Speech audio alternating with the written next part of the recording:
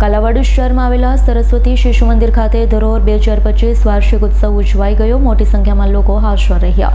જામનગર જિલ્લાના કાલાવાડ શહેરમાં આવેલા સરસ્વતી શિશુ મંદિર શૈક્ષણિક સંકુલ ખાતે ધરોહર 2025 સાંસ્કૃતિક અને શિક્ષણ કાર્યક્રમ યોજાયો, જેમાં મુખ્ય વક્તા તરીકે ચંદ્રકાંતભાઈ ઘેટિયા શિક્ષક ઉપસ્થિત રહ્યા છે. અતિથિ વિશેષ તરીકે ડોક્ટર કેવિન અજુડિયા MS સર્જન સાહેબની પણ ઉપસ્થિતિ રહી હતી.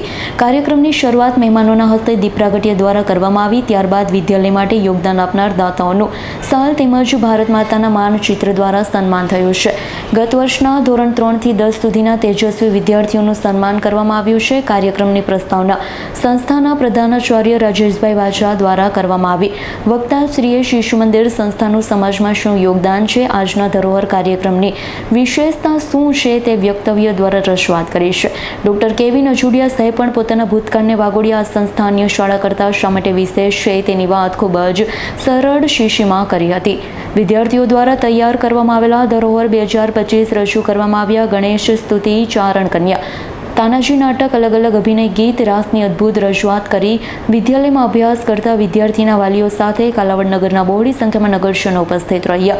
કાલાવડ નગરના નગરપાલિકા પ્રમુખ રંજનબેન રાખોલિયા, પ્રફુલભાઈ રાખોલિયા, નાનજીભાઈ ચોવટિયા, હસુભાઈ વોરા, ગાંડુભાઈ ડાંગરિયા, કાલાવડ શહેર ભાજપના પ્રમુખ નીરવભાઈ ભટ્ટ, ઇન્દુભા જાડેજા, PD જાડેજા, વલ્લભભાઈ વાગડિયા, જમનભાઈ તારપરા પણ ઉપસ્થિત રહ્યા. કાર્યક્રમને ખૂબ જ બિરદાવ્યો. કાર્યક્રમને સફળ બનાવવા સંસ્થાના શિક્ષક, ટ્રસ્ટી તેમજ દીદી અને ગુરુજીએ ભારે જહેમત ઉઠાવી. હર્ષલ ખંદેડિયાનો રિપોર્ટ, S9 ન્યૂઝ, જામનગર. અમારી તમામ માહિતીથી અપડેટ રહેવા માટે જોડાયેલા રહો S9 ન્યૂઝ સાથે.